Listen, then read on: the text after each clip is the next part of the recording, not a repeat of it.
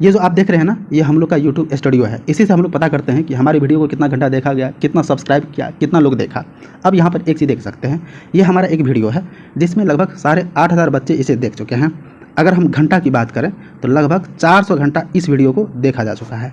लेकिन जब सब्सक्रिप्शन की बात आती है तो यहाँ पर खुद देख सकते हैं आप देखेंगे तो आपको भी लगेगा कि नहीं, ऐसा नहीं होना चाहिए। यहाँ पर आप देख सकते हैं केवल 0.4% बच्चे जो है सब्सक्राइब किए हुए हैं। तो हम आपके लिए इतना मेहनत करते हैं, इतना आपके लिए एक से एक क्वेश्चन लाते हैं, एक से एक चीज़ सोचते रहते हैं, तो आपका क्या कर्तव्य बनता है? तो प्लीज़ हमें गुरु दक्षिणा में बस आपसे एक सब्सक्राइब चाहिए, और आप लाइक करते हैं, कमेंट करते हैं तो ये हमारे लिए बहुत ही सकारात्मक होगा। और ये स्पार्क पब्लिकेशन का सेट है।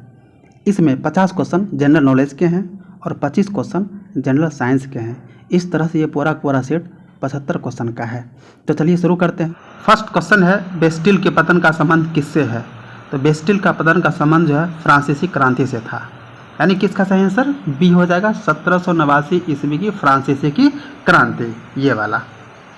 नेक्स्ट क्वेश्चन है, निम्नलिखित में से क्या उपभोक्ता अर्ध टिकाऊ वस्तुएं हैं? अर्ध टिकाऊ कहने का मतलब जो अधिक दिन तक टिके ना रह सके। तो इसका सही आंसर जो है सी हो जाएगा।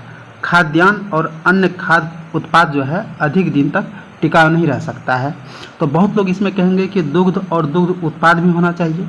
तो खाद्य पदार्थ के अंतर्गत दुग्ध और दुग्ध उत्पाद भी आ गया, इसलिए इसका सही आंसर सी ही माना जाएगा। नेक्स्ट क्वेश्चन है, निम्नलिखित में से कौन सा कथन सही नहीं है? तो इसमें जो है कथन, ये सी नंबर वाला, ये कथन सही नहीं है। आर्थिक लगान बाजार मजदूरी और न्यूनतम स्वीकार्य मजदूरी के बीच का अंतर होता है, ये वाला कथन जो है सही होगा। नेक्स्ट क्वेश्चन है, अन्य बातें समान होने पर किसी वस्तु की मांग की मात्रा में कमी किस कारण से हो सकती है? तो इसको ऑप्शन हम देखते हैं। पहला ऑप्शन है उस वस्तु की कीमत में वृद्धि। अगर वस्तु की कीमत में वृद्धि हो जाएगी तो मांग खुद ब खुद कम हो जाएगा, यानी कि ये वाला आंसर फर्स्ट आंसर यानी कि ए आंसर ही सही होगा।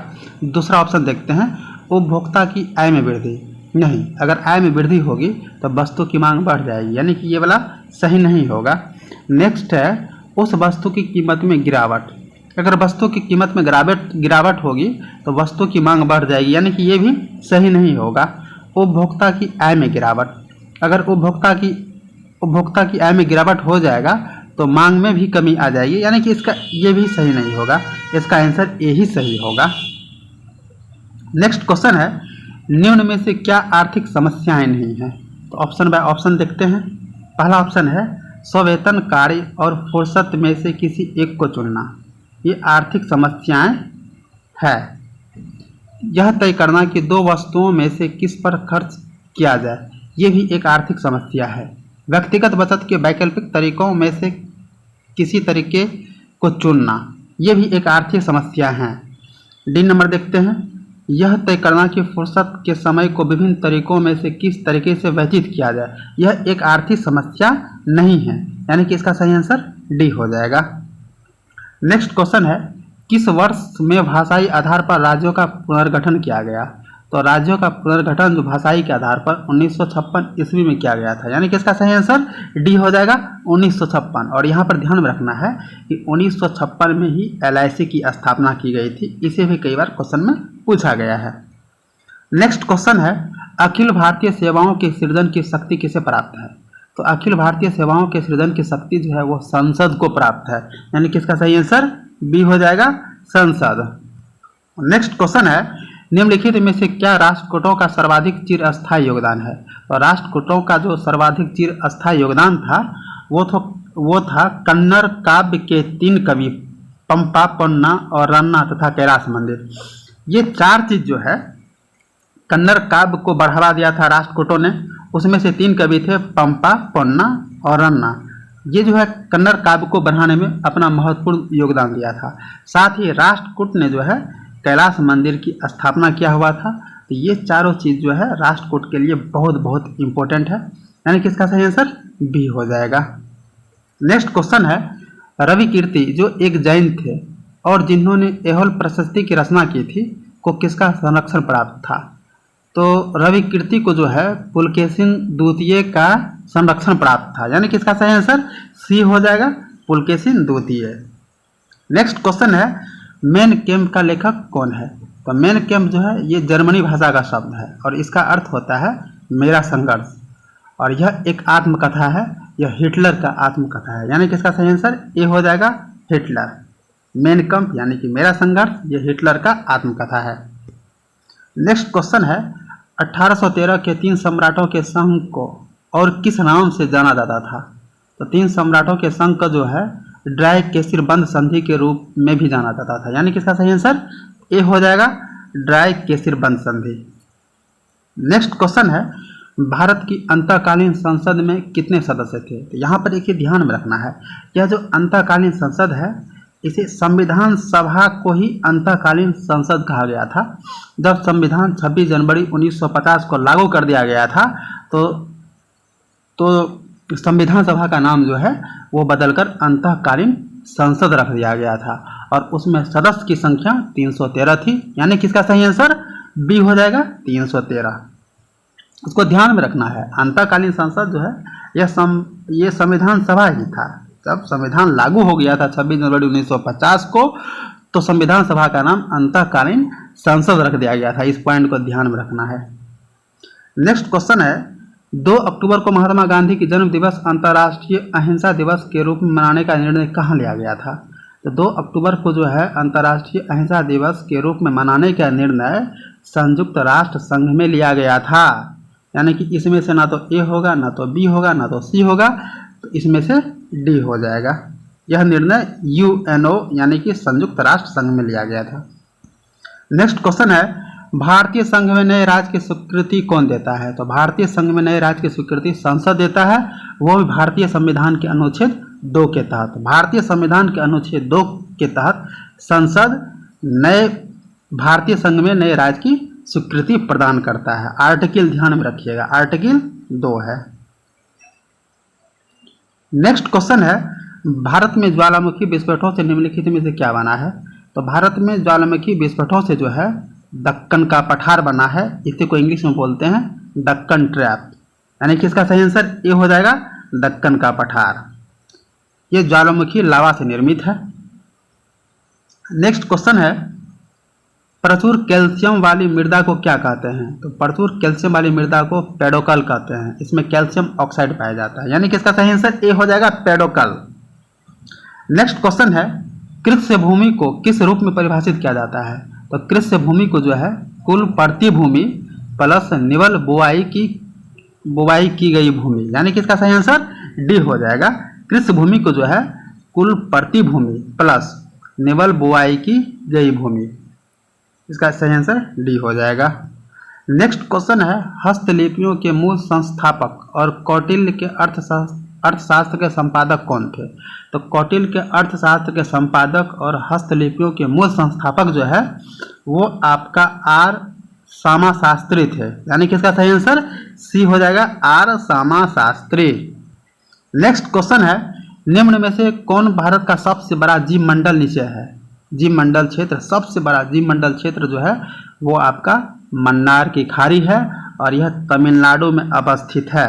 यानी कि इसका सही आंसर डी हो जाएगा, मन्नार की खाड़ी। नेक्स्ट क्वेश्चन है इसरो की मास्टर नियंत्रक सुविधा कहाँ पे स्थित है? तो इसरो की मास्टर नियंत्रक सुविधा जो है वो आपका कर्नाटक के बेंगलुरु में अवस्थित है। यानी कि इसका सही आंसर डी हो जाएगा, कर्नाटक। नेक्स्ट क्वेश्चन है विश्व की भूमि का कितना क्षेत्र उष्ण कटिबंधीय वर्षा प्रचुर वन है? तो विश्व का जो है 7% जो है उष्ण कटिबंधीय वर्षा प्रचुर वन है। यानी कि इसका सही आंसर बी हो जाएगा, 7%। नेक्स्ट क्वेश्चन है कराधान का सामर्थ्य सिद्धांत किसने प्रतिपादित किया था? तो कराधान का सामर्थ्य सिद्धांत एडम स्मिथ ने प्रतिपादित किया था। और यहाँ पर एक ही ध्यान में रखना है कि एडम स्मिथ को जो है अर्थशास्त्र का पितामह कहा जाता है। इस चीज़ को भी ध्यान में रखना है। यानी कि इसका सही आंसर ए हो जाएगा, कराधान का सामर्थ्य सिद्धांत एडम स्मिथ ने दिया था। नेक्स्ट क्वेश्चन है विश्व में किस भोजन उत्पाद की बढ़ती हुई क्षुधा उष्ण कटिबंधीय वनोन्मूलन का प्रमुख कारण हो गया है? तो उष्ण कटिबंधीय वन का जो है उन्मूलन का प्रमुख कारण गौमांस है। यानी कि इसका सही आंसर डी हो जाएगा, गौमांस। नेक्स्ट क्वेश्चन है लाइफ डिवाइन पुस्तक किसने लिखी है? तो लाइफ डिवाइन नाम की पुस्तक जो है अरविंद घोष ने लिखा था और इन्हीं का नाम है श्री अरविंदो, यानी कि इसका सही आंसर डी हो जाएगा, श्री अरविंदो। नेक्स्ट क्वेश्चन है, औसत नियत लागत रेखा वक्र कैसी होती है? तो औसत नियत लागत रेखा वक्र जो है वो अधोगामी होता है, यानी कि इसका सही आंसर डी हो जाएगा, अधोगामी। नेक्स्ट क्वेश्चन है, एस्टेपी शब्द किस जैव क्षेत्र से संबंधित है? तो एस्टेपी शब्द जो है वो घास का मैदान है और इसका सही आंसर जो है घास स्थल हो जाएगा। और यह घास का मैदान यूरोप में पाया जाता है और यह मैदान गेहूं की खेती के लिए विश्वविख्यात है, इसको ध्यान में रखना है। नेक्स्ट क्वेश्चन है, प्लेटो की निम्नलिखित में से कौन सी पुस्तक मुख्यतः न्याय पर शोध प्रबंध है? तो प्लेटो की जो है मुख्य पुस्तक यहाँ पे हो जाएगा द रिपब्लिक। प्लेटो की जो रिपब्लिक पुस्तक है वह न्याय पर शोध प्रबंध है, यानी कि इसका सही आंसर सी हो जाएगा, रिपब्लिक। नेक्स्ट क्वेश्चन है, ग्रैमी पुरस्कार किस क्षेत्र में दिया जाता है? तो ग्रैमी पुरस्कार जो है वो संगीत के क्षेत्र में दिया जाता है और यह अमेरिका यानी कि यूएसए में दिया जाता है, यानी कि इसका सही आंसर बी हो जाएगा, संगीत। नेक्स्ट क्वेश्चन है, स्थलजात निक्षेप कहाँ पाए जाते हैं? तो आपका स्थलजात निक्षेप जो है वो महाद्वीपीय शेल्फ और ढाल पर पाया जाता है, यानी कि इसका सही आंसर डी हो जाएगा, महाद्वीपीय शेल्फ और ढाल। नेक्स्ट क्वेश्चन है, कार्ल मार्क्स द्वारा लिखित पुस्तक कौन सी है? तो कार्ल मार्क्स जो है वो दास कैपिटल नामक पुस्तक लिखा था, यानी कि इसका सही आंसर सी हो जाएगा, दास कैपिटल। नेक्स्ट क्वेश्चन है, यहूदियों के धार्मिक पाठ का नाम क्या है? तो यहूदियों का धार्मिक पाठ का नाम जो है वो आपका मूसा संहिता है, यानी कि इसका सही आंसर बी हो जाएगा, मूसा संहिता। और जैन अविस्ता जो है पारसी की पुस्तक है। त्रिपिटक आपका बौद्ध धर्म का पुस्तक है। और सूक्ति संग्रह, या आप लोग कमेंट करिए कि सूक्ति संग्रह किस धर्म का पुस्तक है। सॉरी। नेक्स्ट क्वेश्चन है, मेघदूत का लेखक कौन है? तो मेघदूत का लेखक जो है वो कालिदास थे, तो इसका सही आंसर डी हो जाएगा, कालिदास। नेक्स्ट क्वेश्चन है, निम्नलिखित में से कौन अंग्रेजी के प्रसिद्ध लेखक हैं? तो मुल्क राज आनंद जो हैं वो अंग्रेजी के प्रसिद्ध लेखक हैं, यानी कि इसका सही आंसर डी हो जाएगा, मुल्क राज आनंद। वो बरसाती नदी कहलाता है। तो यहाँ पर एक चीज़ देखिए कि गंगा हो या फिर ब्यास या ब्रह्मपुत्र नदी, ये सारे के सारे हिमालय पर्वत से निकलती है और हिमालय पर्वत पर ग्लेशियर है और ग्लेशियर के पिघलने से इस तीनों नदी में जो है 12 मास पानी रहता है। लेकिन महानदी जो है यह हिमालय की नदी नहीं है, इसमें जो पानी होता है केवल वर्षा के समय में होता है, यानी कि यह महानदी एक बरसाती नदी है। नेक्स्ट क्वेश्चन है, अंटार्कटिका में निम्नलिखित में से कौन सा एकमात्र ज्वालामुखी है? तो अंटार्कटिका में जो है माउंट इरेबस नाम का ज्वालामुखी है, यानी इसका सही आंसर बी हो जाएगा, माउंट इरेबस। नेक्स्ट क्वेश्चन है, गांधी जी की दांडी यात्रा निम्न में से किसका उदाहरण है? तो गांधी जी की दांडी यात्रा और सविनय अवज्ञा का उदाहरण है, यानी कि इसका सही आंसर डी हो जाएगा, सविनय अवज्ञा आंदोलन। नेक्स्ट क्वेश्चन है, स्कूल ऑफ पॉसिबिलिज्म की नींव किसने रखी थी? तो यहाँ पर एक चीज़ ध्यान में देना है कि स्कूल ऑफ पॉसिबिलिज्म का नींव जो है डी लेवलेची ने रखा था, यानी कि इसका सही आंसर बी हो जाएगा, डी लेवलेची। नेक्स्ट क्वेश्चन है, निम्नलिखित में से कौन सा शिलालेख चालुक्य सम्राट पुलकेशिन द्वितीय से संबंधित है? तो आगे में शायद 4th नंबर का क्वेश्चन था, उसमें एक रविकीर्ति लेखक रविकीर्ति की चर्चा की गई थी। तो वही रविकीर्ति ने एक अभिलेख लिखा था पुलकेशिन द्वितीय के लिए और उस अभिलेख का नाम है एहोल अभिलेख, यानी कि इसका सही आंसर डी हो जाएगा, एहोल अभिलेख। नेक्स्ट क्वेश्चन है, विश्व ऑटिज्म आत्म विमोह चेतना दिवस कब मनाया जाता है? तो विश्व ऑटिज्म चेतना दिवस 2 अप्रैल को मनाया जाता है, यानी इसका सही आंसर ए हो जाएगा, 2 अप्रैल। नेक्स्ट क्वेश्चन है, निम्न में से कौन सा युद्ध निम्न में से किस युद्ध से भारत में फ्रांसीसियों के भाग का निर्णय हुआ था? यानी कहने का मतलब है यहाँ पर फ्रांसीसियों के नहीं बल्कि अंग्रेज के भाग का निर्णय की बात होनी चाहिए, क्योंकि इस युद्ध में फ्रांसीसियों को हार हुई थी और अंग्रेज जीता था और इसके बाद अंग्रेज जो है भारत पर शासन किया था। तो यहाँ पर अंग्रेज के भाग का निर्णय हुआ था।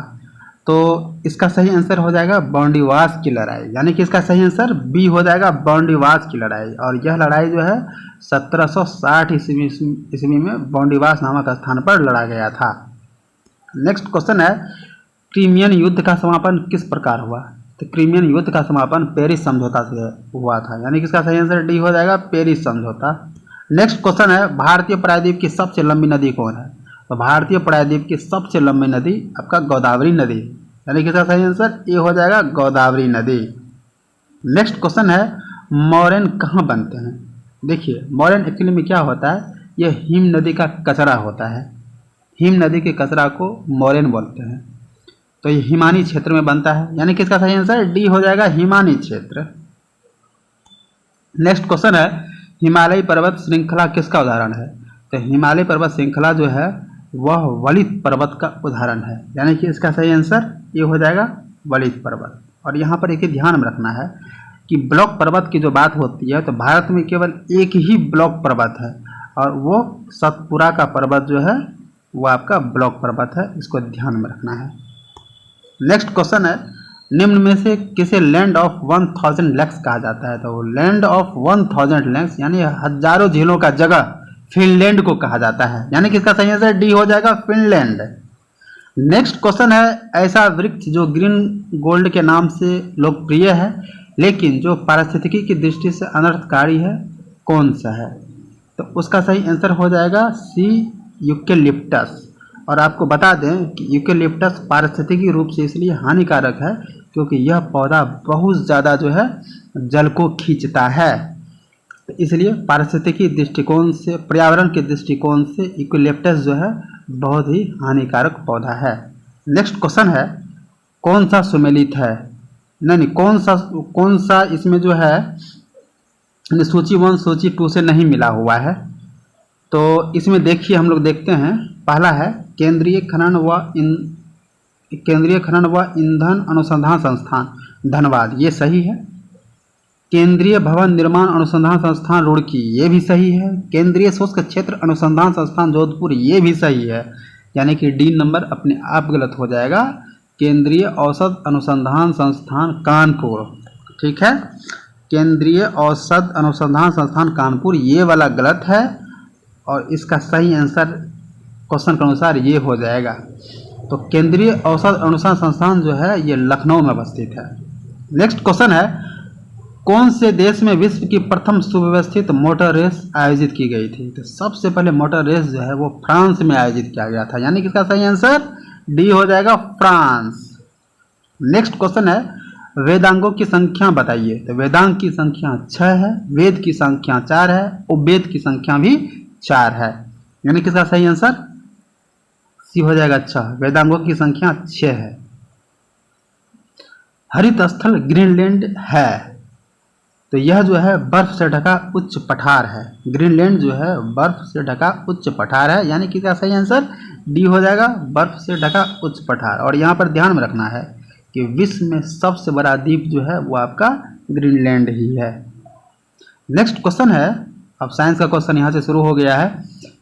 अफीम के पौधे के किस भाग में हार्मोन्स पाए जाते हैं? यानी कि अफीम के पौधे के किस भाग में हमें मॉर्फिन प्राप्त होता है? तो अफीम के जो है फल से हमें मॉर्फिन प्राप्त होता है, यानी कि इसका सही आंसर डी हो जाएगा फल आवरण। नेक्स्ट क्वेश्चन है, निम्न में से क्या मृदा संरक्षण की जैव पद्धति है? तो मृदा संरक्षण की जैव पद्धति जो है समुच्चय कृषि है, यानी कि सही आंसर ए हो जाएगा समुच्चय कृषि। नेक्स्ट क्वेश्चन है, निम्न में से किसे सामान्यतः पॉन्ड सिल्क कहते हैं? तो पॉन्ड सिल्क जो है स्पाइरोगायरा को कहते हैं, तो यानी कि इसका सही आंसर ये हो जाएगा स्पाइरोगायरा। नेक्स्ट क्वेश्चन है, जीवाणु कोशिका में सूत्र कणिका की संख्या क्या होती है? तो जीवाणु कोशिका में सूत्र कणिका की संख्या जो है आपका 0 होता है, यानी कि सही आंसर डी हो जाएगा 0। Very very important question. Next question है, समुद्री की सीपी किस कारण से सुनहरी दिखाई देती है? तो समुद्र की सीपी जो है वो प्रकाश के ध्रुवन के कारण से सुनहरी दिखाई देती है, चमकती हुई दिखाई देती है, यानी इसका सही आंसर सी हो जाएगा ध्रुवन। नेक्स्ट क्वेश्चन है, एक वस्तु इतनी दूरी तय करती है जो सीधे समय के वर्ग के समानुपातिक हो, इसका त्वरण क्या होगा? तो इसका त्वरण अपरिवर्तित हो जाएगा, यानी कि इसका सही आंसर डी हो जाएगा, अपरिवर्तित। नेक्स्ट क्वेश्चन है, जब दूध को प्रबल ढंग से मथा जाता है तो उसमें से क्रीम किस कारण से अलग होता है? तो दूध के मतने से जो क्रीम निकलता है वो अपकेंद्रीय बल के कारण से निकलता है, यानी इसका सही आंसर ए हो जाएगा, अपकेंद्रीय बल।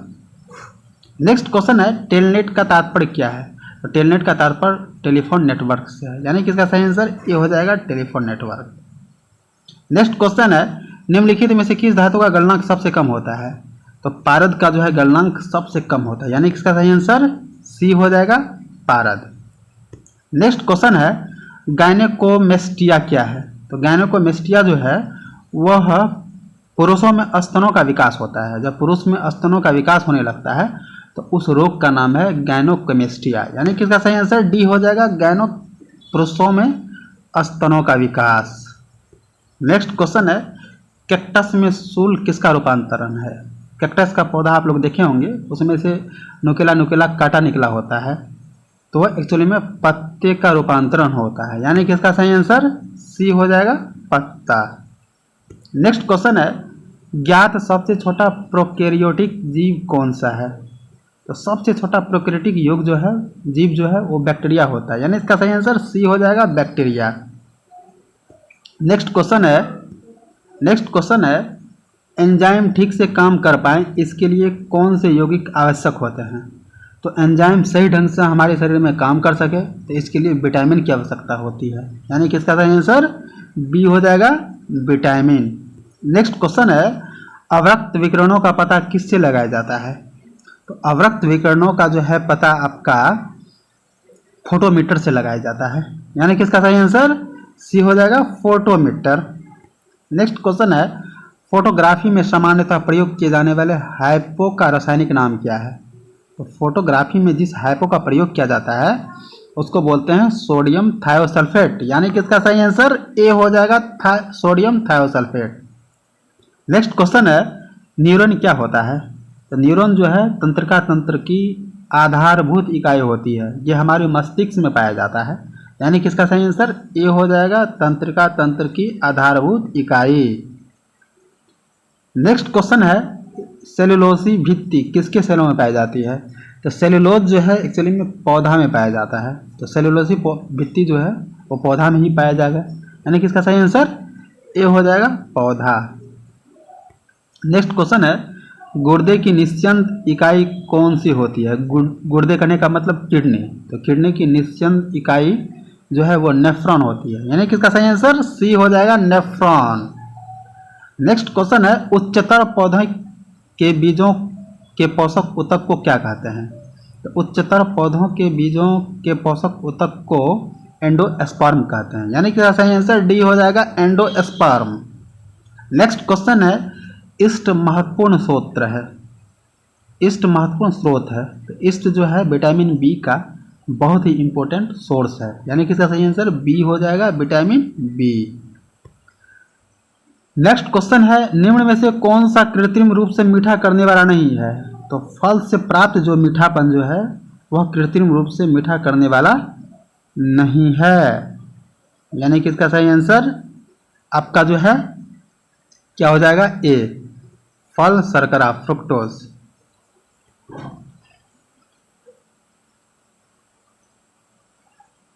नेक्स्ट क्वेश्चन है, निम्न में से किस अम्ल में क्षारकता एक है? यानी कि निम्न में से किस अम्ल का क्षारकता जो है एक है? तो इसमें से इसका सही आंसर हो जाएगा आपका डाइसोडियम हाइड्रोजन फॉस्फेट, बी वाला, यानी कि ये डाइसोडियम हाइड्रोजन फॉस्फेट, इस अम्ल की क्षारकता एक है। नेक्स्ट क्वेश्चन है, निम्नलिखित में से कौन सी वनस्पति तेल पेंट तैयार करने के लिए इस्तेमाल किया जाता है? तो अलसी के तेल का जो है हम पेंट तैयार करने के लिए इसका प्रयोग कर सकते हैं, यानी कि इसका सही आंसर सी हो जाएगा, अलसी का तेल। नेक्स्ट क्वेश्चन है, अम्लीय वर्षा पर्यावरण में किसके द्वारा होता है? तो अम्लीय वर्षा का कारण जो होता है वो आपका नाइट्रस ऑक्साइड यानी कि N2O और सल्फर डाइऑक्साइड SO2 होता है, यानी कि इसका सही आंसर हो जाएगा सी नंबर, नाइट्रस ऑक्साइड और सल्फर डाइऑक्साइड।